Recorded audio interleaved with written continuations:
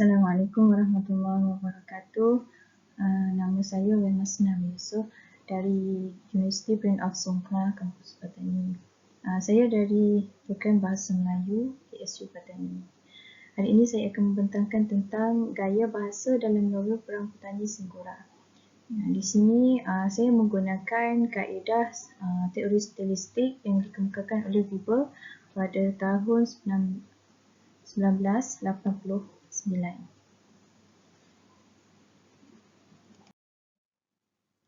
Okey, sebelum kita akan mulakan isi, sedikit saya akan kenalkan senarai kandungan, iaitu akan dibincangkan mengenai dengan pengenalan, objektif kajian, metodologi, dapatan kajian dan juga kesimpulan.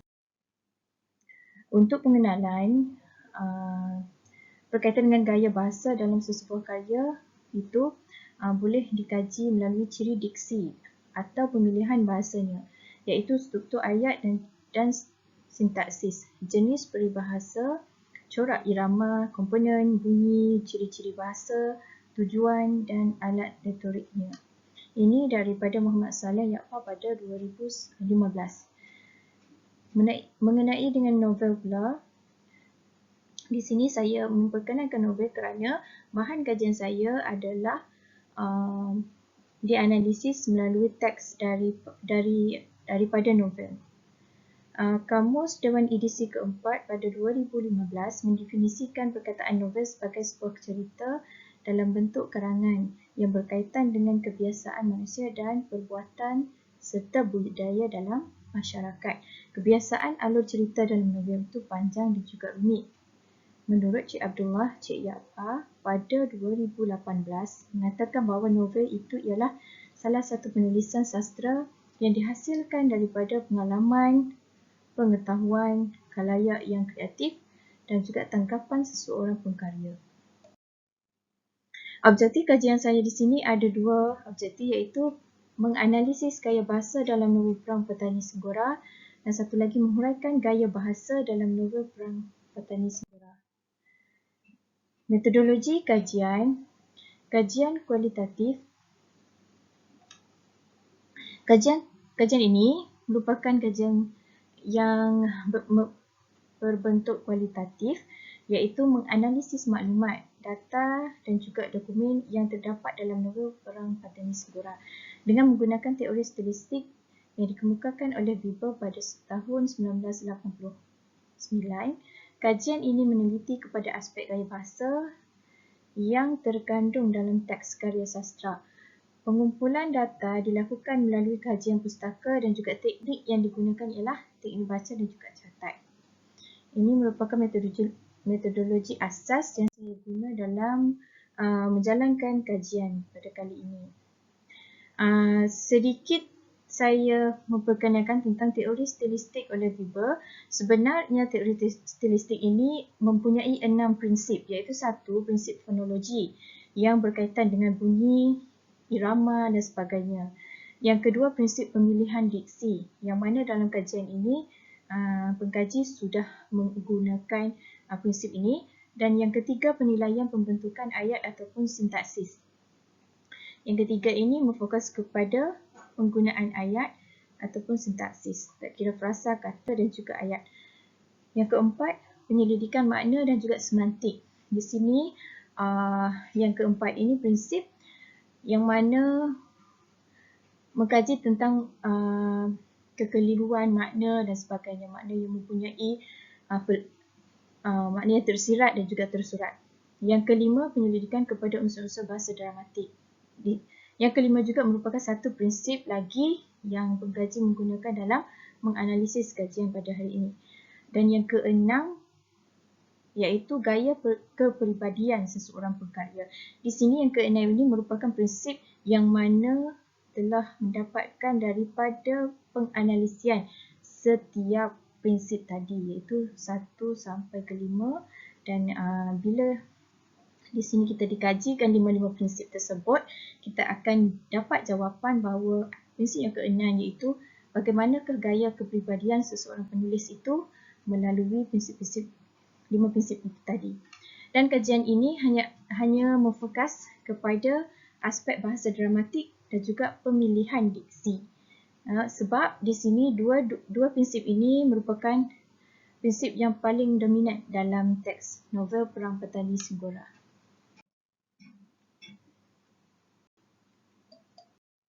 Okey, dapatan kajian. Pengkaji mendapatkan dua dapatan, iaitu analisis unsur dramatik. Di sini unsur dramatik yang merupakan unsur yang paling banyak ditemui dalam novel Perang Petani Singgora. Okey, berdasarkan jadual ini merupakan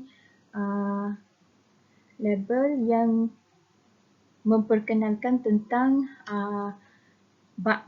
bahasa-bahasa yang digunakan oleh penulis, iaitu Ismail Muhammad, di mana beliau merupakan seorang penulis novel Perang Petani. Okey, pada jadual ini merupakan peribahasa. Peribahasa di sini terdapat dua jenis, iaitu simpulan bahasa dengan perumpamaan ataupun simile. Di sini simpulan bahasa terdapat 4 simpulan bahasa yang ada pada novel Perang Petani Singgora, iaitu gulung tikar, hidung belang, khabar angin dan juga tulang belakang. Manakala perumpamaan ataupun simile terdapat 2, iaitu pak belang dengan di mana langit dijunjung, di situ nyawa dikandung badan. Selain itu, unsur metafora juga dapat dalam novel ini, iaitu mempunyai 3 unsur metafora. Pertama, api menjilat. Yang kedua, buah mulut sedang lebat berbuah. Yang ketiga, tergelincir matahari.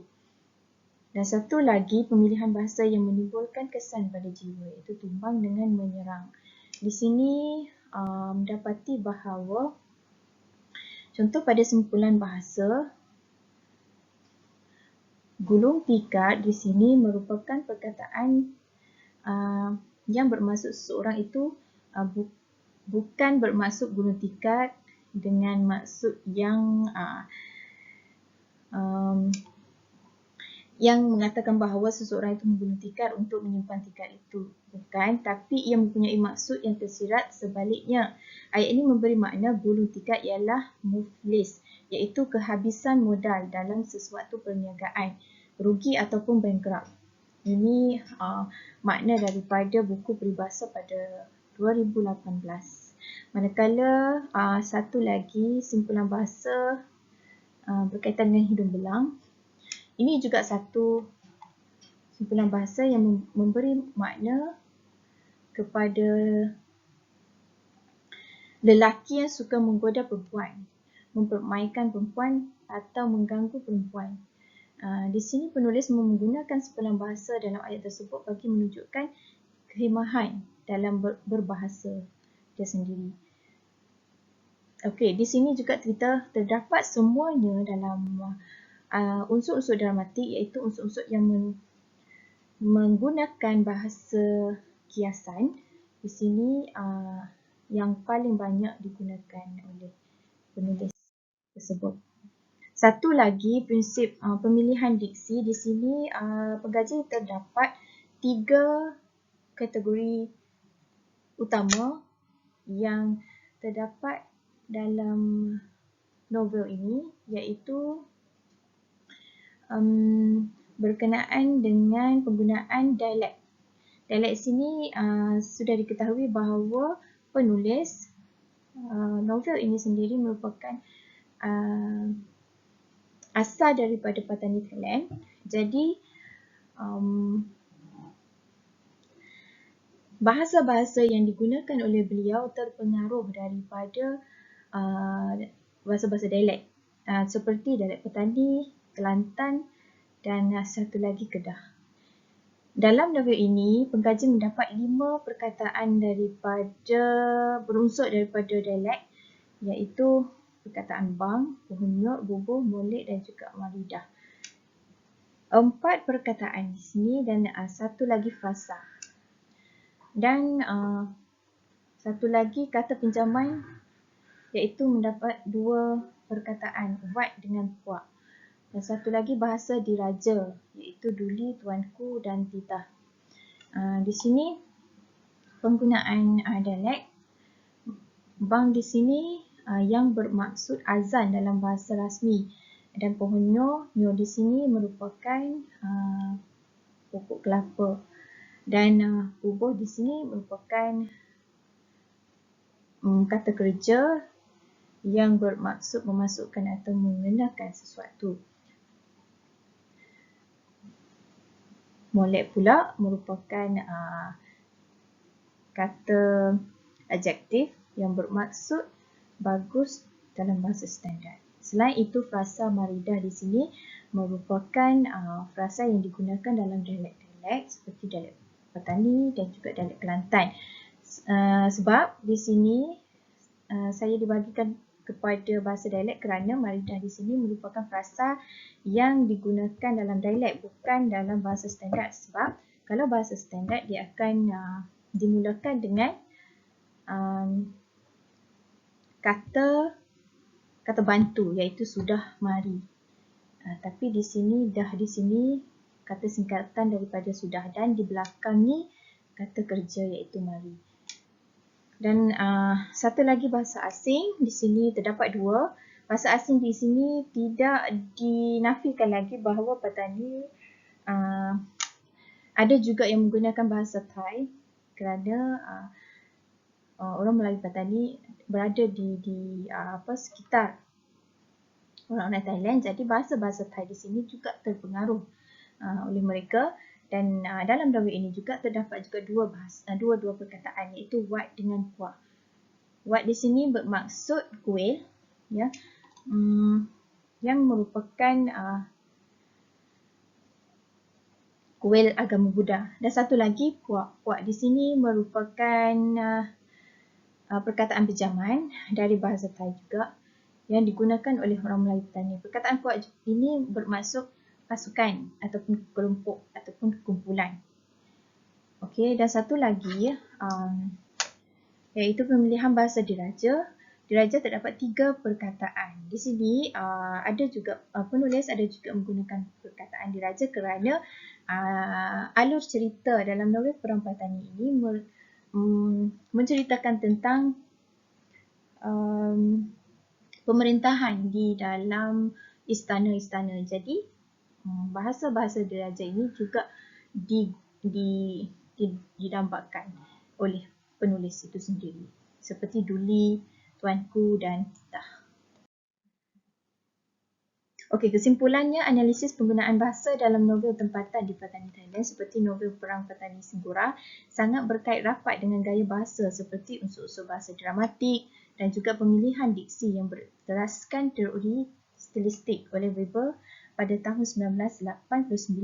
Kajian ini telah memberi suatu imej yang begitu baik kepada pengkaji kerana pengkaji dapat mengetahui style ataupun gaya penulisan penulis itu sendiri yang sebenar, yang juga dilakukan begitu akademik bagi merealisasikan hakikat karya susasteraan yang merupakan cerminan masyarakat dengan gaya bahasa yang tersendiri. Melalui cara membaca dan juga menilai novel Perang Patani Singgora ini, penyelidikan ini juga boleh dijadikan satu panduan dan maklumat tambahan bagi pengkaji lain ataupun pelajar-pelajar lain sekiranya mahu menjalankan penyelidikan yang bersangkutan dengan novel bahasa Melayu di Thailand dengan menggunakan teori stilistik. Sekian, wabillahi taufiq wal hidayah. Wassalamualaikum warahmatullahi wabarakatuh.